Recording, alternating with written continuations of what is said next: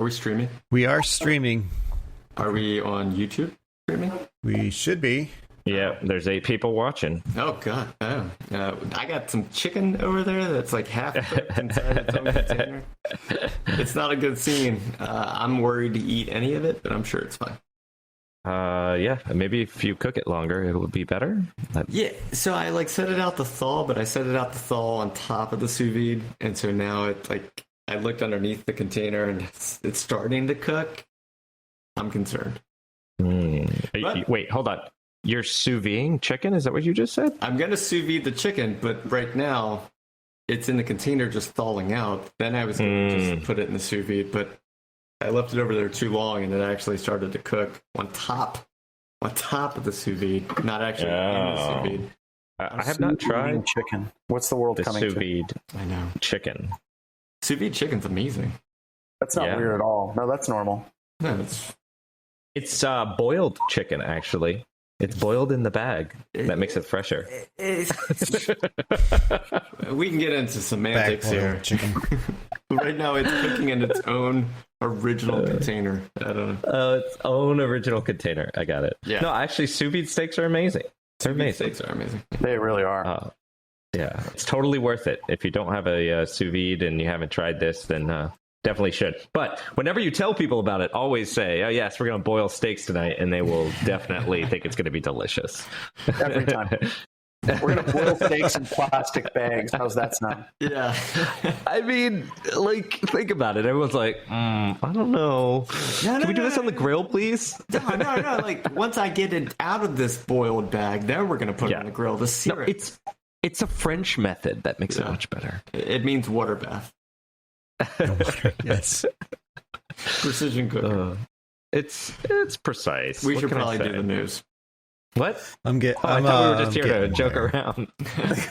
Are we going to do this for real? Nah, we're totally not. Also, I totally want the control where I can make the chat thing come up.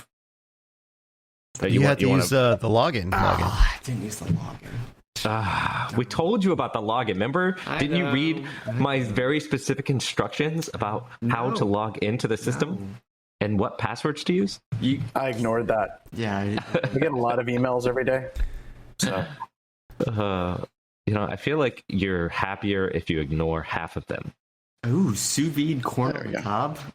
That sounds delicious.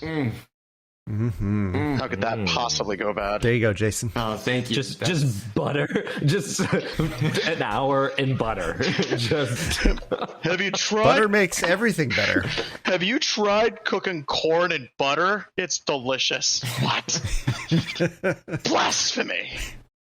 So. I mean, honestly, there's no doubt in my mind that would be delicious. Just boil it in butter. So on one hand, I feel like people tune in for the news, and on the other hand, this stuff ends up in the recording, and people still continue to listen to the podcast. So our numbers are going up. It's really amazing. I have to say, I do trim this from the podcast usually. This is why. Don't trim the butter. This is the butter. The podcast gets a lot more editing than the video. Yeah. Very fun. Wait, but if it's good stuff, I keep it. Yeah. Do you actually do news on this show? Yeah, we do the pre-show banter before the news show banter.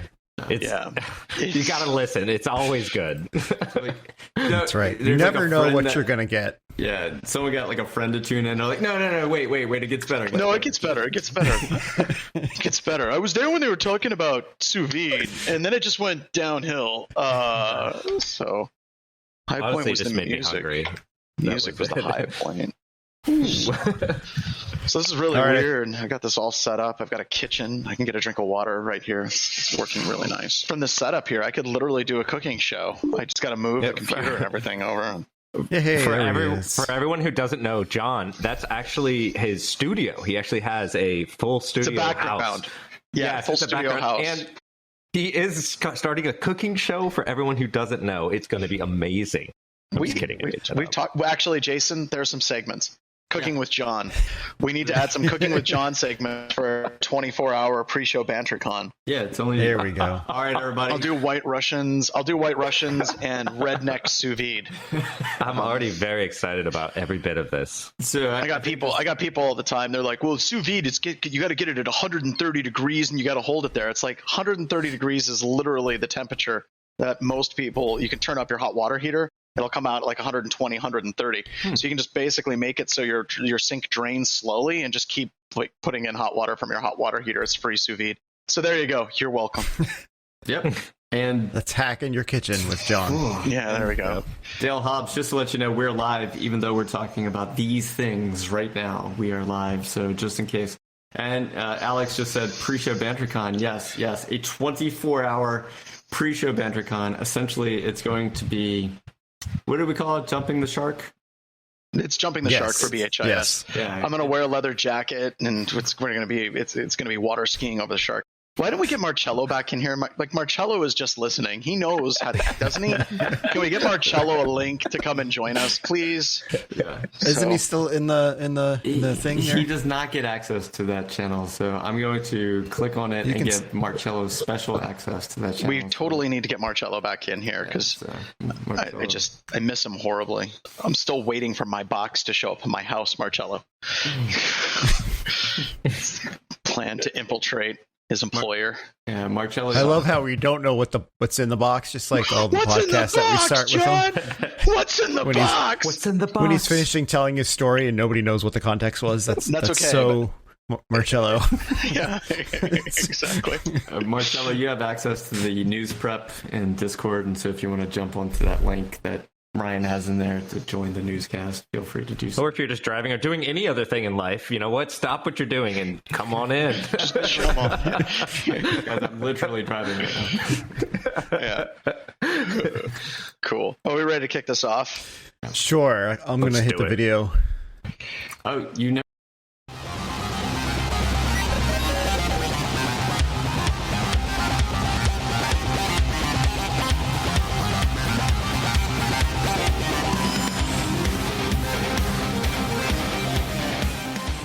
We cut you off, Jason, but now you're back. I was like, wait, so we're not streaming live on YouTube? And then I was like, wait, never mind. I know. No, we're streaming now. We're streaming. By the way, Ryan, we've got to get a video of Bo doing the Cyber Viking dance to his own music, because that would just be multiple layers of awkward to make that happen. So everybody, welcome to Black Hills Information Security Talking About News. My name is John Strand. Today, I am joined by Ralph and Ryan and Jason, but we have someone else new here as well. We have Dale Hobbs from the Great White North. So Dale, say hi to everybody. And his mic is off. Boy, that was a total come out on stage and trip on your dress at the Oscars moment. Well done. Oh, yeah. It will never be that bad. What is the furry little critter behind you? Like, I noticed you got a critter and you have cages. Is that a Fraggle? You're still off. So he just said yes. Check your settings in Restream. You have to do that. I collect Fraggles and I keep them in cages. I got this one that was traveling around and he said that he was the Fraggle's uncle and he was telling them about the outer space and things like that. And there's a trash heap involved in the entire thing. And I'm running out of Fraggle rock references while he's getting his mic working. So we'll let Dale get his mic working here as we go through. There we go. Now we hear you. So tell us about. So what's the critter in the background? It's my lunch. I'm growing it. It's a rabbit. Oh, that's great. That's even worse. That's even worse than what I said. Oh, that went so dark so fast. That's just wow. We lost 3 viewers. Sorry. It's my daughter's. It's my daughter's pet. It's my daughter's pet, and it's my lunch. It's so bad. So okay, well that killed the mood. Thanks, Dale. We have not only do we have rabbits, we have puppies too. Oh, puppies! You're not going to eat that, are you? I just want to clarify. No. That's adorable. Oh yeah, it's an Australian Shepherd. He is. Yes, very nice. We've had him for 2 days. So. Oh wow! And he just lays at your feet already. He just lays at my feet. Yeah, he's a good little That's dog. a well-trained puppy. That's very good. A lot of hard work in the last 2 days. Yep. Well, in addition to talking about like furry critters and how amazing they are to actually keep our feet warm, we also talk about the news on the show, ideally, when we do this. So what's our first news story for the day? I know Ralph did all the hard work in actually picking 3 news stories, so let's let him kick it off. Well, let me first start and say that I did not find all of them. Our great little news team that posts all the links actually helped with this. But let's go ahead and let's start it off, right? So this is the one that you wanted to talk about, John, and it's the FBI. Yeah, they are doing remotely hacking hundreds of computers to protect them from other hackers. Yes. So, anyways, for everyone who doesn't know, this I believe is the exploit with Exchange, right? Yeah. So Microsoft Exchange customers, they are getting targeted by the FBI. If you're vulnerable, they will hack you to protect you. What do you guys think about this? It's amazing, right? All they wanted was a thank you, but now they're getting all this press. So yeah, that's all they wanted. It's like they're trying too hard to get the likes, man. Too hard for the Instagram likes. So let me prop up the bigger question here, though, right? So we've talked about this before.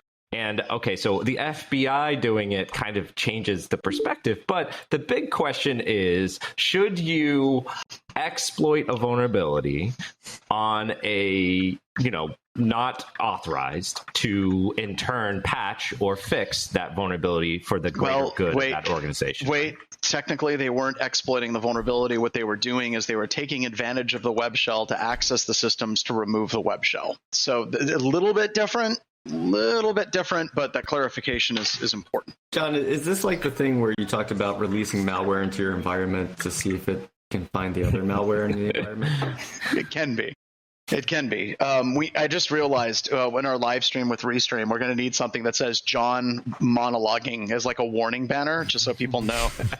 And we can be like, Ryan, cue the banner. All right. So a little bit of background on this. It's kind of interesting. Whenever I was on the SC Media, they had a big thing last week, and I was on there.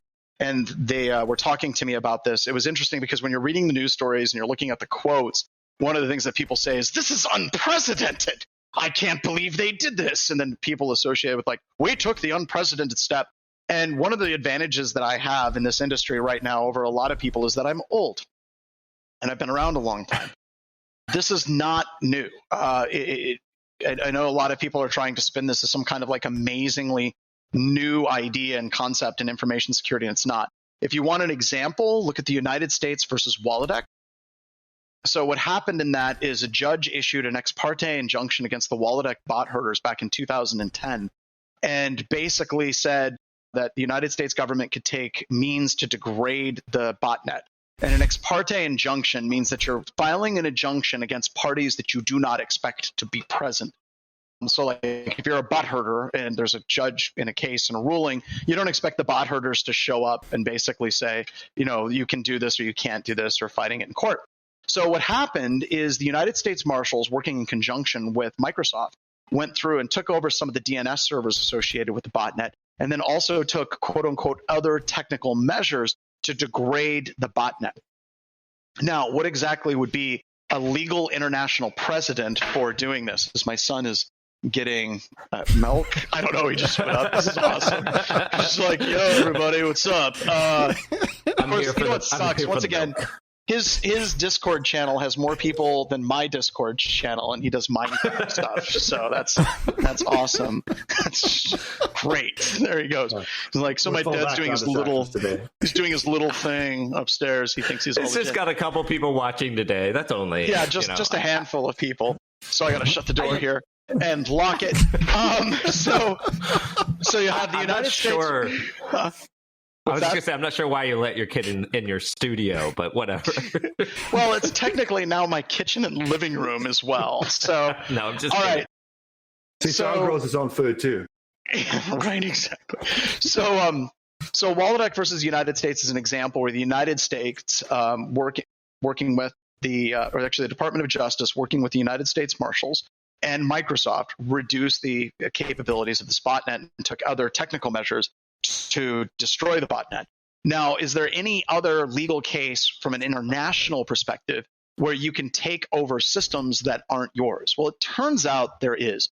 There's actually some conversation that's brewing in the international community and various organizations like CIPRI, where they're trying to use international maritime law, where you can apply international maritime law to computer systems that are taken over, possibly. So this is conversations that are happening. An example would be if you're out on the seas sailing like a captain and you got a boat with your flippy floppies. One of the things that you should know is that there's only 2 groups that you can open fire on without an open declared act of war. One of them is slave traders, and the second one is pirates. So if you're looking at a piracy example, if a pirate takes over a boat, that boat is owned and was purchased by someone else. And if you sink the pirate ship, you cannot be held liable to the damage that you did to that boat that was in possession of pirates. So that's a really long kind of monologue type thing, but hopefully that sets some background and some context associated with Wolodeck and also dealing with international piracy and maritime law. So that was my long monologue for this particular topic. Now, does it apply to this one? And do we think it's actually a good idea?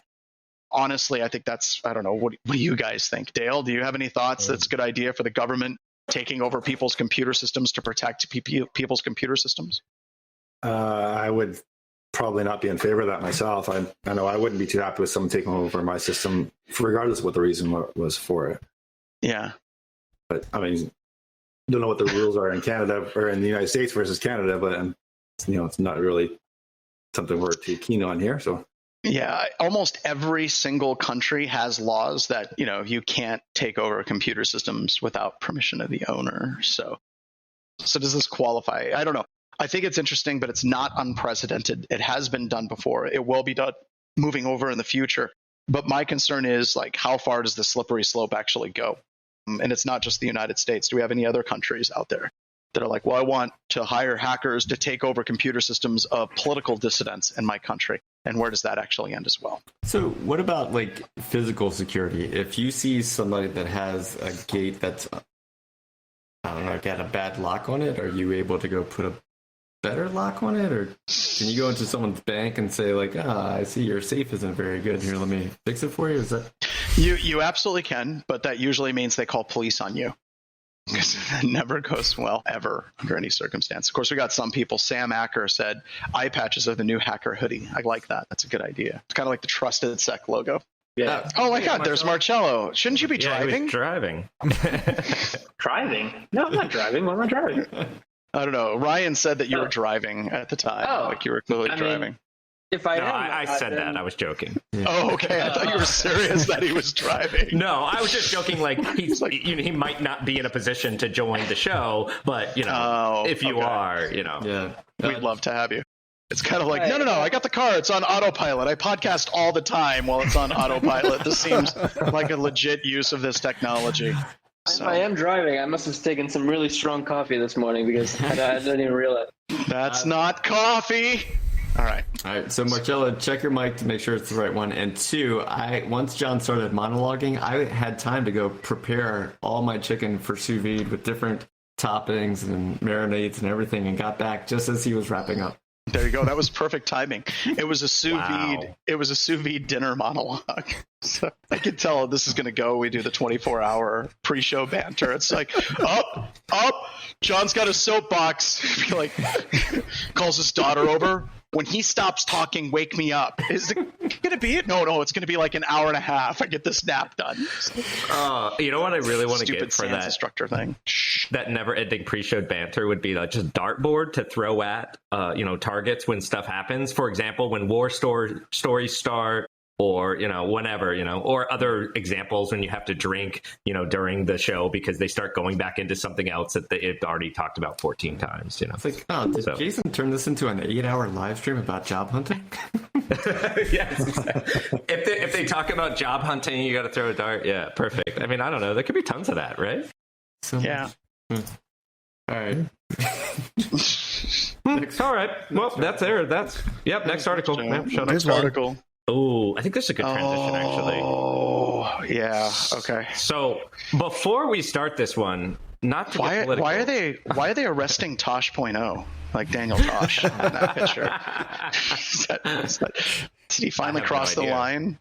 So ransomware is still a thing, but outside of ransomware, who is conducting these ransomware activities is really the topic of this article. And more importantly, where they live is really something that we should be considering.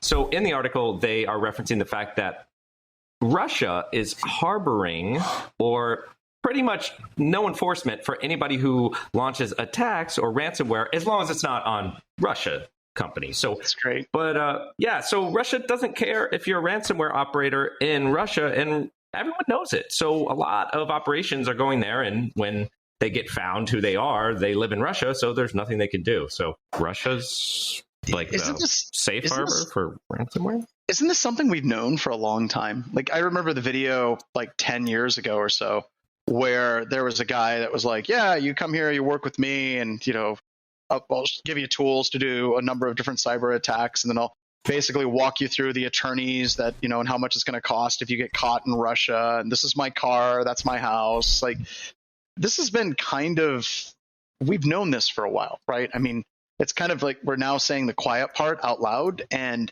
I think that that's refreshing. So thank you, Russia. I mean, but should they? Like, or, I mean, what are we going to do? First of all, because, you know, there's not a whole lot of enforcement here, and there hasn't been for, like what you've said, for a very long time. Okay, especially from a cyber standpoint. I mean, that's where the LinkedIn hacker was as well. And it took us 5 years to finally catch him. In Prague is the only way we got him, because he was on vacation. So, I mean, the secret for being a Russian hacker is don't leave Russia. That's like the first rule about being a Russian hacker. Yeah, don't leave Russia. Once you're there, you're there. Just ask Edward Snowden, right? I'm sure. What would he know about it? He's like, this won't be bad for me. Like, I won't be in Russia for the rest of my. Oh crap! Yes, you are. I saw an interview with him recently where he was like, "Yeah, learning Russian is really hard." I'm like, probably should have thought of that crap before you decided to go to Russia. But no, I think it's somewhat. I do think it's somewhat liberating whenever there's a little bit of honesty. Like, because then everybody knows, right? Like, we can get mad, you can bend out of shape of it, but I absolutely hate the theater of, it's like, Russia's quit hacking our stuff. Oh, we're not hacking you. No, that must have been Ukraine. It was Ukraine. That's right. No, let's just get it out on the open. And I hope the United States does this too. Like, you're like, well, we're going to use the NSA and we're going to start doing these things. Let's just be honest. Honesty is the best way to go about this, rather than us all knowing what's really going on. And we basically just tiptoe around it. Here's what I hope. A few years from now, there's a cybersecurity company in Russia that has a news thing that they're doing, and they're like talking about what the NSA did, and the fact that the Kremlin just went in and like captured all these web shells and fixed all these computer systems, and we're just sitting there like, wow, these guys. Yeah. I mean, okay, so but that actually gets to a point, right? You know, we talk about what Russia's doing many times, and people are like, oh my gosh, that's horrible. The Russians are. And we just got done talking about this news story where the United States is working with Microsoft to hack into a bunch of computer systems through web shells to remove it. Now, I know people are like, well, no, we're doing it for all the right reasons, right? But still, you're gaining unauthorized access to systems without people's permission at the end of the day. Now, I know there's ransomware and there's, of course, some level of gradient. But as far as, taking over systems and possibly causing damage, that's kind of a bit scary. It really is. Yeah, and I think in the article, too, they're kind of talking about the fact that it's not just the Russian state sponsored. It's also just anybody who lives in Russia, if they want to be in a cyber criminal organization, it's a good place to hang out, right? It's like the state where you can not get in trouble. You can still make money off of this and make it a criminal enterprise. And, as long as I don't hack Russia, nobody cares. So I do wonder just how big this economy can actually get, or like, I know that there's articles that come out and they talk about the economy of ransomware. They talk about the economy of hacking. At what point does Russia look at this and be like, there's almost as much money in this as there is like in oil and gas, and they can keep throwing sanctions up on oil and gas. But when it comes to cyber attacks, there's a lot of money in this stuff. Like it literally could be a significant portion of a country's economy, for sure. That's their number one GDP item. It's like, are we talking about North Korea now? Absolutely, North Korea.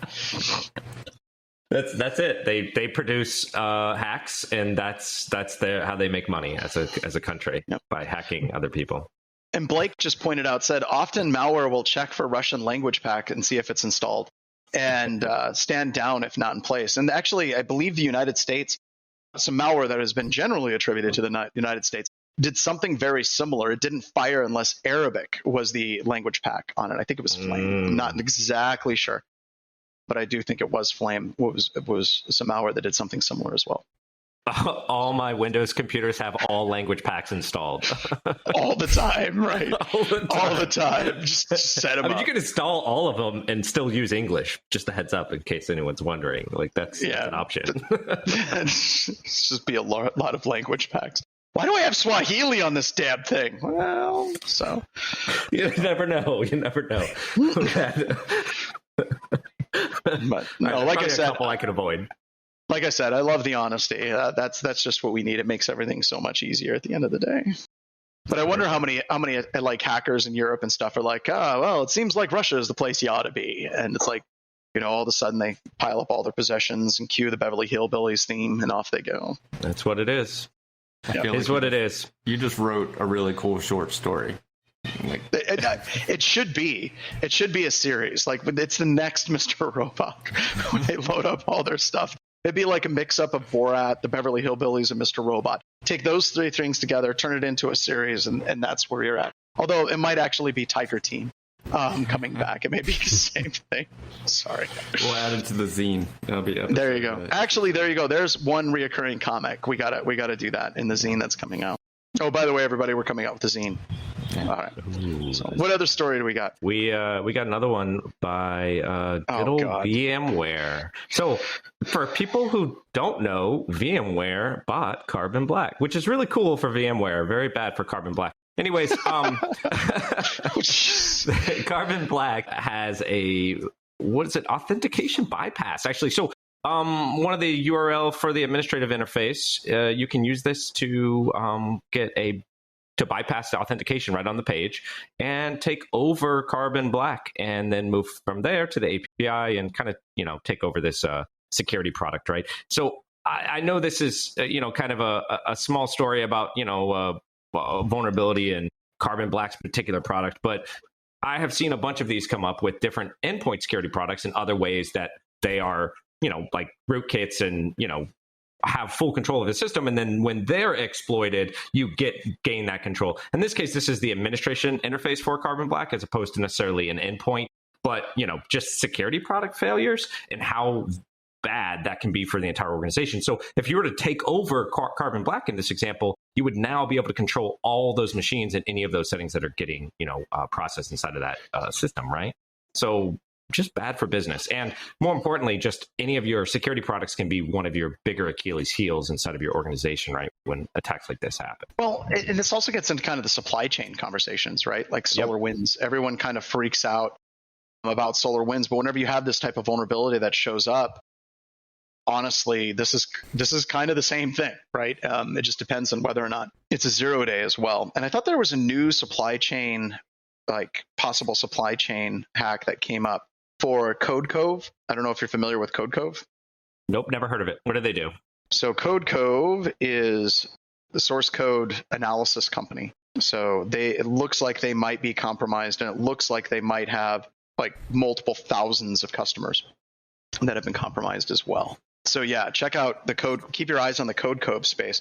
But this is the same type of thing, right? If you're looking at a vulnerability in something like Carbon Black, or if it's Code Cove, or if you're looking at SolarWinds, or any of these different things, you ultimately, when you're developing a security architecture, you shouldn't have your security architecture that if one thing is compromised, you're screwed. You need to have multiple overlapping fields of visibility. At least that's what I think. Yeah, we pulled up the article here for, I think this was on The Verge, right? They were looking into the attack. They said that it had been going on for a while, like you were saying. Supply chain attack that, goes undetected for a while, and we don't know yet. I think they're saying they're still investigating it. I don't know if all the details come out. So it's like months and months later, we're seeing some of the ramifications of it. Supply chain is scary. I was going to make a joke about just giving a service account to your network to a 3-letter agency of the United States government, but then I was worried that they might actually call so never mind. Yeah. Because they've called before, and it's terrifying when it comes up on the caller ID. So it's just. What does it say on the caller ID? Does it say you're screwed, or like No, what? We know it's you, or it spells what? out all 3 letters of the agency. Just spells it right and that's out. it. That's enough. That's all you need. Like that's what comes. Do you let it go to voicemail, or do you pick up right away? Voicemail for sure. See, I hate that because anytime my family members get those calls, like immediately they call me and they're like, John, you worked with the NSA, right? And I'm like, well, I didn't work for them. And they're like, yeah, well, I got this phone call from them, and I just wanted to see if you could check in on it. It's like, do you know someone who knows someone who could call and see what this is about? This isn't like CSI where I'm like, okay, I got a buddy. I checked on your call, Uncle Carl. And it turns out that was legit. They have some questions for you. They actually have some real questions you might want to answer. I couldn't ask you might want to. So I don't know, but apparently you got curious with jihadi websites, and they want to make sure that you're a red-blooded American. They're going to ask you questions about baseball. They're going to give you the American test. Don't worry, you'll pass it with flying colors. I can't tell you what's on it, but I think you'll do just fine. It's okay. I know you didn't sign up for this, but it's actually a full scope poly, so get ready. Get ready. You don't pass on purpose. So, John, they were asking me about sex with animals. Why would they do that? Well, 2 things. 1, it shouldn't be that big of a deal. And 2, that should be the easiest question you answer out of that full scope poly, Uncle. Carl, you just go with it. So, I don't know why people do that. So back to the article, though. So should we be more worried about supply chain stuff, or is this just the new attack surface?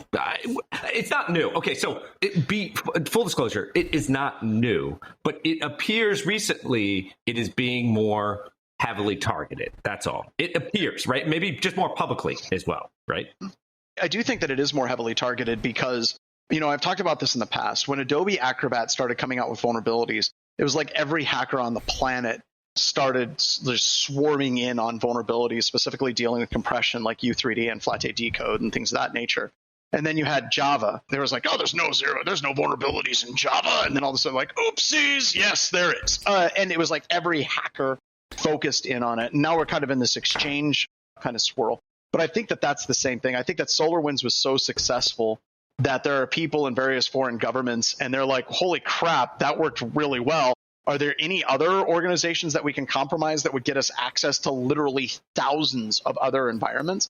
So I think it's going to be like this for a while, because I do believe that this has always been a target, but because it was in the news and there's clearly somebody opening up a newspaper in Russia, and like, well, shoot, but this worked. We need to do more of this. And it's just going to be like that for a while. Okay, so this is like Deep Impact and Armageddon. Together. Mixed. No, it's more like Die Hard 4.0, actually, to be honest. No, what I'm saying 4.0? You got the Deep Impact movie and then Armageddon, or Armageddon and Deep Impact. They came out around the same time. Then you had Ants, I see. And you had A Bug's Life. So, same stuff. I don't know where you got Bug's Life, but... Ants. It was a movie. No, I got it. It's just like the Hollywood goes and like they came out with Bug's Life, and then they came out with Ants, or they came out with Ants, and they came out with Bug's Life. And then they were talking about asteroid world-ending movies. They did 2 of them very, very quickly. So I see what he's talking. Yes, I think it's exactly like that, where once something is successful, it just starts happening again and again and again. So we're all supposed to now do code review for the products that we use? But see, that's just it. It's not even code review. If it's compiled code and you're downloading it,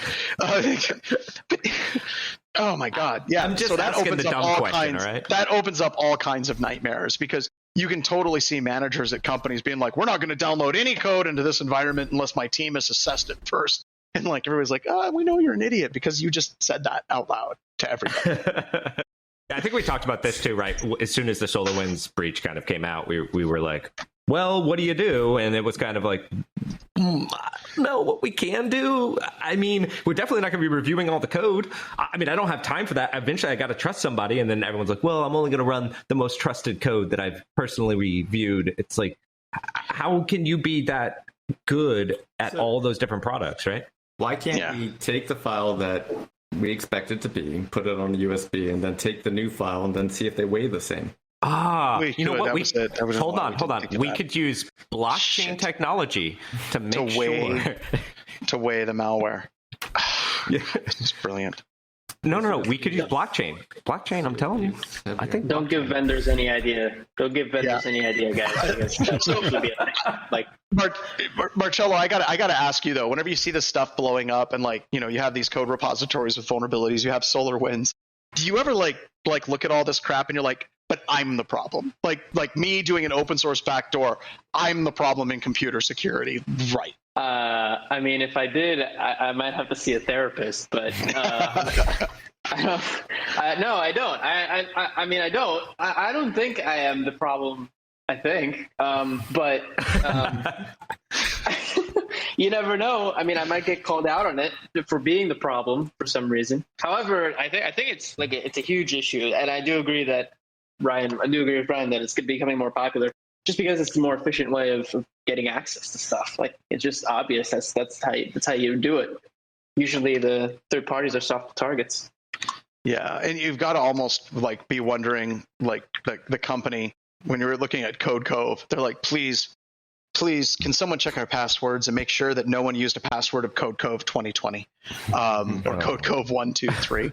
Because that's just embarrassing as hell if that's the case. Well, the first thing now, like the first breach response is immediately, let's go check all passwords for our company name. Like maybe we should have done that before. Like, yeah, but if you don't, somebody's going to do it for you, and they're going to post a blog post about it, like in very short order. It's like as soon as this hits. There's people immediately doing password sprays against the company, just to double check for you. I'm telling you that is the playbook now. As soon as you get compromised, is to go to make sure there's no company name number. That's the first play, because you know what? Here's my opinion. Maybe we should do that first, right? Yeah, that might not be a bad idea. One more bad idea is that all here we go. security companies are hiring a special intern this summer. They're like, so what do I do? You just sit there. Just wait. Just wait. Just in case. Just in case. Listen, we're gonna get ASOC. We've been breached. We've been breached. Get ASOC. Have him try all the passwords now. You do not have to do anything. There may come a day that we have to say goodbye, but just expect that. Hopefully, a long time. So I just sit here. You just sit. Yes. Just the CEO's getting ready to testify for Congress. ASOC, you ready? For what? Good. Here, put on this helmet. Why do I need a helmet, you guys? It's the only line in the job description. Scapegoat. And it's spelled in elite speak. You're like, oh, cool. Yeah. No, you would have to gloss that one up a little bit. But I can imagine there are a couple people who'd be like, I'd do it. I just sit here and I get blamed for things? Yes. Oh, it's like Isn't being that, married. Wait a minute. Isn't that the job of the CISO? Good point, ASOC. You've been promoted. You are now allowed to join our meetings. Yeah. So, what do you know about security? Absolutely nothing. You're perfect. So, wow. God, we're so bitter today. This is a bad show. We're so nihilistic. We invented a job for a security team. We didn't invent a job. It's more like we discovered one that was already there. Like blame the intern, blame the sysadmin. See, every company has a sysadmin or a help desk person that you're just like, this person is just worthless. Like they're just not doing a very good job. I've always had this game of, beat the rock. Like when I was at Accenture and Northrop Grumman and places like that, where, it's like, here's a rock. The rock does nothing. The thing I want you to do over the next 3 to 4 weeks is I want you to beat the rock, because the rock will do nothing of any value, but the rock's also not going to hurt anything either. So at the end of 3 weeks, we're going to do a performance comparison between you versus the rock. So beat the rock. So this is going to be at least an hour segment. It's like motivational talks, right? Yeah, motivational talks. Just how to think through your job, right? Welcome to the 18th hour of the Pre-Show Advantage. Yeah. Here we go. Next up, John's going to start cooking in his son's going to make cereal, and we're going to comment on that for like half an hour. So we'll I join his honestly YouTube don't think channel. we're going to run out of ideas, weirdly enough, for all of us. Oh, I think there's going to be some dead spots, but that's okay. That's all right. Oh, there's never a dead spot. Never a dead spot. So, what is it? B. Moloney just said Dwayne Johnson shows up and he's like, what's the Rock coding? There we go. I like it. So if we could get voice perfect too. If we could get Dwayne Johnson in here, I can't do the eyebrows, but if we could get Dwayne Johnson, that would be awesome. So Jason, work on that. Jason, could you just go ahead and get that? We should get Lauren on that. She'll probably get that stupid. She'll probably make it happen. Mm-hmm. Like, John, I got Dwayne to show up. He was really nice. But yeah, he's going to be showing up now. It's like, God damn it. So do we have somebody for that? Just like talent acquisition? Yeah. So yeah. Okay. Yeah. Yes. So a little bit of background. She's on my team. Yeah, she's on Jason's team. She's my daughter, and I don't want to say I hate her, but I'm very frustrated with her because when she left the house, she got a speeding ticket, and of course she's under my insurance, and I'm like, so honey, what do we learn about speeding? And she goes, but I don't know. It's just my first speeding ticket. I've had like 8 warning tickets in the last year. I'm like, wait, what? She's like, yeah, I've got 8 warning tickets. She's got them all in her glove box. And she's like constantly getting pulled over and always getting off of the speeding ticket. She's just like, is this about the ratio that normal people get speeding tickets? Like 8 warnings and 1 ticket? I'm like, that's not at all how that works, honey. So yeah, she probably could get Dwayne "The Rock" Johnson to show up for sure. Perfect. We did have one last article. News Really? stuff. Oh, Yeah. I forgot we were talking about the news. Oh my God! I know. I like to bring it Didn't we back. just talk about this Did we? Because I don't a remember. couple of talking weeks ago? about I think we did. I think we did talk about Project Zero. So go ahead and tell us. No. Yeah, so we talked about Project Zero, but I don't think we talked about them cutting their disclosure timeline to now 30 days from what was 60 days, I believe. So or 90. It was 90. I'm sorry. Yeah. It was 90. 3 times. Yeah. Yeah. So they're cutting their disclosure grace period from 90 days to 30 days. Okay. So you have a lot less time. And for everyone who might not know or not realize, Project Zero is pretty good at this, and they actually do find a lot of stuff. So they're not giving you a whole lot of time to fix your issues. Okay. They are saying, though, technical details of the vulnerability will remain unpatched during the 90-day period, but they will disclose it within 30 days. Right. So I think this is just more like, hey, we're going to talk about it sooner, as opposed to necessarily like giving out the technical details. But just the act of stating that something is vulnerable, that this certain product is vulnerable, could sometimes be enough to, motivation to figure out what's going on, right? So, well, but this gets into the frustration. I mean, anybody that's in this industry long enough, you're going to end up coordinating a disclosure with a vendor. And almost universally what happens is if you go to the vendor and you try to do responsible disclosure, coordinated disclosure, however we want to call it, almost always it means the vendor is in control of the disclosure process. And the vendor will always say things, well, this is going to take, 5 months for us to fix, and we need to do this. We need to go through QA testing. We need to have the attorneys make sure that you sign the NDAs and do all this garbage. And you can't talk about it. You can't talk about it at a con. We know that you submitted a call for paper 4 or 5 months ago, but we're still not ready to patch it. And they'll delay.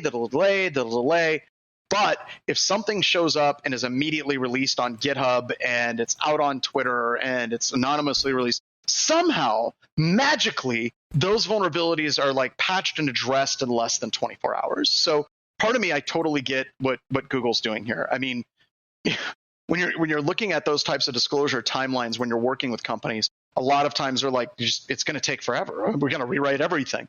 But if it's actually released and that crap's out there, then they somehow magically get that patched and get that fixed.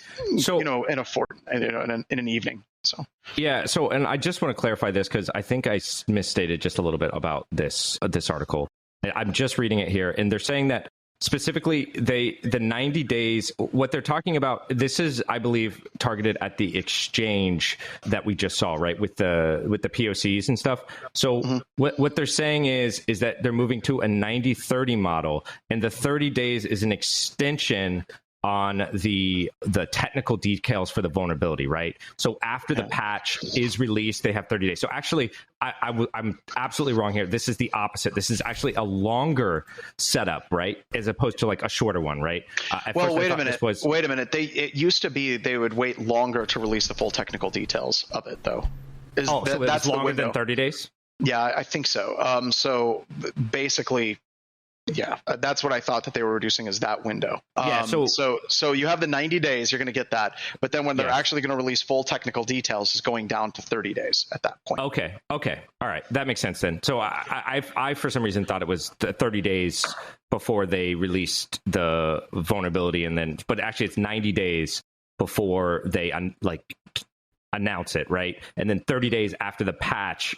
It sounds like, but for the technical vulnerability, like of the details, right? So this is when they write up, hey, this is exactly what is wrong, right? But also, the other thing that's kind of funny about this, though, that I think is kind of weird is sometimes they don't give the full technical details, but sometimes their write-ups are technical enough that many security researchers can actually write an exploit.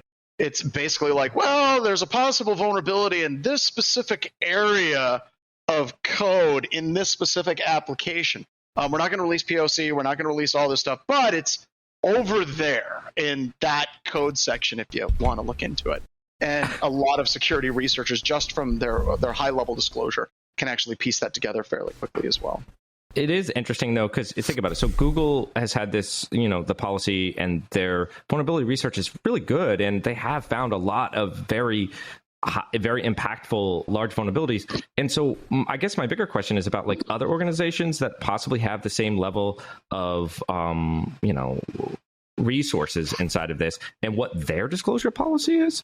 And, should Google be necessarily setting the tempo, right? Well, and I think that somebody has to set the tempo, and I'm glad that Google is. And the other thing that I think people have got to keep in mind is that Google is keeping the 7-day release if it starts being actively exploited.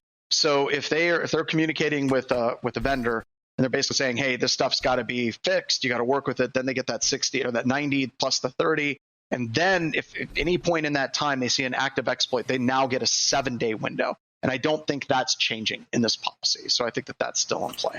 Why doesn't Google just go in and fix these problems for the... They could do it for the other companies. You're right. Yeah, and all they need is just a percentage of that company. Yeah, going Project GooFix or something. That's what we'll call it. I don't know. I'm not in marketing. Yeah, they probably could. I mean, it wouldn't surprise me, but God, it sucks working with vendors, though, on this stuff. It sucks so bad working with them. You can just see like years and years and years of history just coming out in your face right now. Thanks. You said you were old. I would like to think that you're experienced. Okay, right. That's a little marketing touch for you there. Yeah, there we go. I'm sticking with old because I want to be Jack Daniels. Like he's my spirit creature. Like as my beard grows and my hair goes away or gets white, hopefully. That's where I want to be. I just want to become that really jaded old guy that speaks absolute truth that no one wants to hear. And they're like, but that guy's old, but he's right a lot. Yeah. So that's kind of what I'm hoping happens. But so it always is interesting to me, like whenever you're at conferences, I don't have a lot of people say this crap to me, but it seems to be a thing where they're like, well, how many CVEs do you have? And it's just like... Has someone actually said that to you? Never to me personally, but apparently that's like a thing that's in the industry. Like when you're trying to get a job in security, they're like, well, how many CVEs have you published? And if I talk to somebody and they're basically like, well, I've had about 7 CVEs, I'm like, I feel so bad for you. Here, let me buy you a beer. That's not something you should be proud of, son.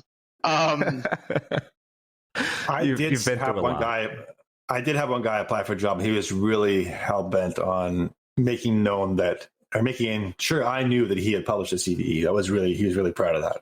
I just don't know why. I think you and I talked about this, Dale, in the past. I think that's something you got to hang your hat on, right? But it's like, okay, so weird story. So a long time ago, I was at DEF CON, and I was talking to Popcorn. I think it was Atlas of Doom, and I can't remember who else. It might have been Visigoth, but they had won multiple different black badges at DEF CON.